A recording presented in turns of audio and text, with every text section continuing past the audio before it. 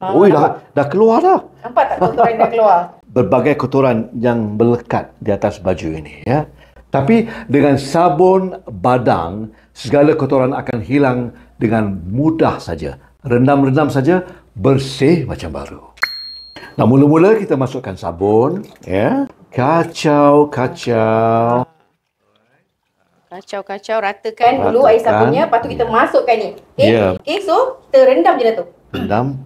Saya sikitlah. Bau rendam, Kak Ferry. Baru rendam. Ya. Okay. Ui. Keluar lagi. Biasanya kotoran ni memang susah tau nak hilang. Tambah lagi lah baju yang berwarna Ini macam bukan ni. semalaman lagi, Kak Ferry. Ni bukan semalaman lagi. Beberapa saat itu ni. Jadi kita kena rendamkan, ambil masa sedikit. Okay. Macam mana hasil dia. Guys, kita tak ada lajukan walau sedikit pun. Kat sini ada kotoran hitam tadi.